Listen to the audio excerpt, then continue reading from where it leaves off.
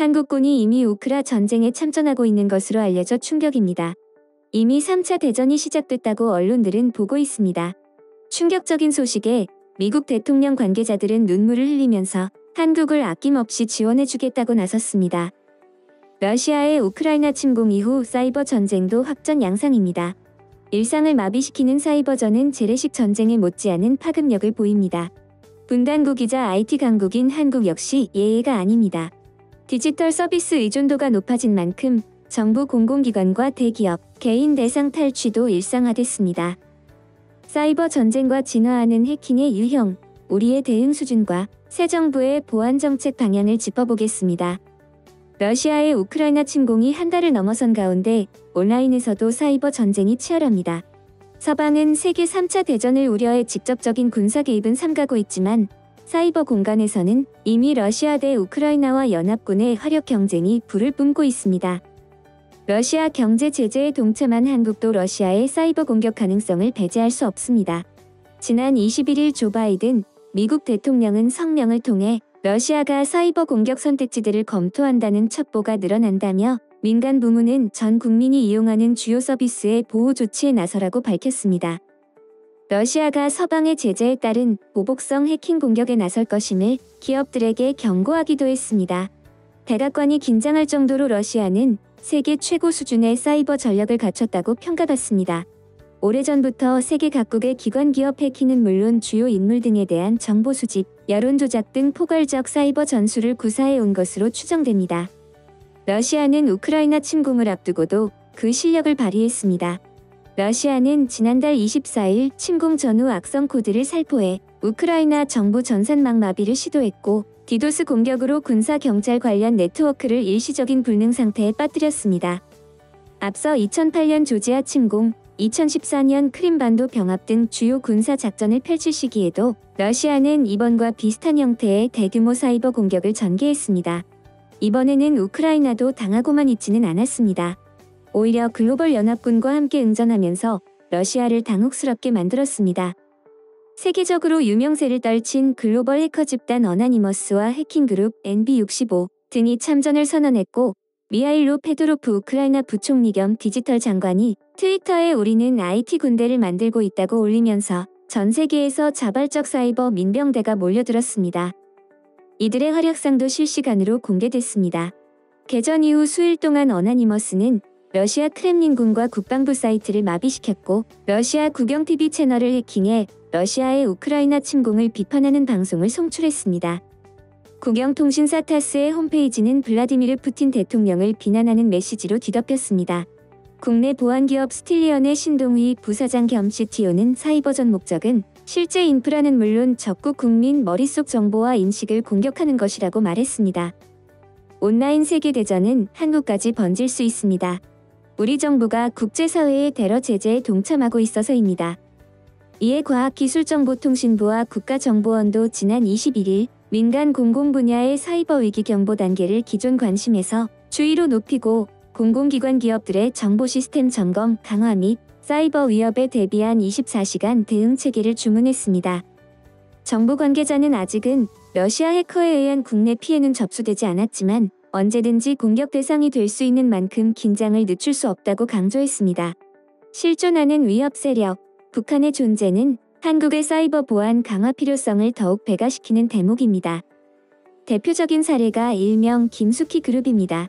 김숙희 그룹은 북한 정권을 배후로 두고 국제적인 정보 탈취를 목적으로 활동하는 지능형 지속위협 그룹으로 2012년부터 지금까지 계속해서 활동 중입니다. 사이버 전쟁의 위험성이 여기에 있는 겁니다. 이에 대해 정치 전문가들은 한국의 사이버 전쟁 참전이 시작됐고 이게 3차 세계대전이라 볼 수 있을 정도로 심각한 상황이라며 미국에서는 한국의 노력에 눈물까지 보이며 한국을 지원하겠다고 밝혔다. IT 강국인 만큼 한국의 역할이 매우 중요한 상황이라고 분석했습니다.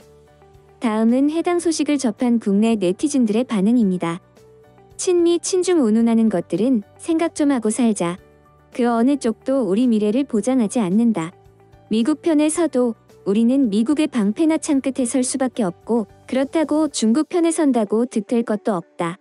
중국의 패권주의를 누가 몰라서 중국과 무역하나? 지금 세계 100개국 이상이 중국이 제1무역 상대국이다. 2030년이면 중국이 주연이 되는 건 거의 확실하다. 이 상황에서 중국과 적이 되자고? 그리고 우리 위에 바로 북한이 있다. 제발 둘 중 하나를 선택하는 게 답인 것처럼 헛소리 좀 하지 말자. 우리는 우리 살 길을 찾아야 한다. 이런 상황에서 개인주의에 찌든 국민들은 자기 집집값 올리고 세금은 덜 내겠다고. 이번 대선을 이 지경으로 만들어 놓는 거 보면 역시나 딱 자기들 수준에 맞는 대통령을 뽑은 거다.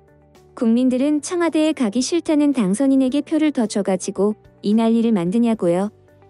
윤가가 선제 타격한 데다 불법으로 군 면제받은 인간이 대통령이다. 말 다 했지. 사이버 핑계 대고 국민을 통제하려고 하겠지? 이러다가 정말로 제3차 세계대전이 메타버스 전쟁으로 일어난 것이 아닌가 모르겠다. 사이버에서까지 우리는 서방의 기사만을 보는구나. 왜 우리가 남의 나라 전쟁에 끼어들어 피해를 봐야 하지?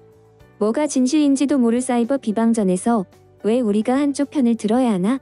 이번 전쟁으로 사회주의권이 망한다면 우리에게 뭔 이득이 있고, 결국 미국의 독식으로 끝나고 모든 경제적인 문제가 미국을 먹여 살리는데 결국 이에 복종하는 게 아닌가? 사회주의권이 뭘 잘못했나? 자유주의권 국가들이라고 다 먹고 살 만한가? 필요에 의해서 서로 혼합된 체제로 좋은 것만 빨아들이는 중에 한쪽의 독식은 좋을 게 없다. 이 나라가 어찌 되려는지, 이명박 자원 외교로 몇 조씩 해먹던 거 그대로 하려는지 돈 처먹던 눈들이 다시 뻘개지고 있네. 공공의료 더 확충해도 모자랄 판에 의료 민영화가 급하냐? 안보는 개나 주고 평화는 물 건너갔네. 일제강점기 때 자국의 주권은 자국이 지켜야 한다는 것이 미국의 입장이었다. 한반도의 지정학적 이치로 봤을 때 미러 중 어느 곳도 무관심할 수 없다. 우리는 경제, 평화, 안보를 비롯해 중립을 유지하며 부국 강병을 이뤄야 한다. 해가 져가는 미국도 과거에 제국주의에 미련 있는 일본도 자본주의의 패한 공산 국가와도 공존해야 하는 상황이다. 어느 한 곳에 몰빵이 아닌 외교를 해야 한다. 차기 극우 정권으로는 기대가 안 된다. 걱정이다. 윤 씨는 이렇게 세계가 안보로 급박하게 돌아가는데 한가하게 이사 타령. 정신 차려라. 능력이 안 되면 그냥 취임식에서 퇴임한다고 그래. 나라 마라 묵지 말고. 한국도 해킹 그룹 양성에 집중 투자하라. 청년 세대 일자리 마련 대책으로도 좋은 재료잖아. 10,000명 정도만 양성하면 세계적 해킹 대국이 될 수 있겠네. 이런 시점에 국방부를 옮긴단다.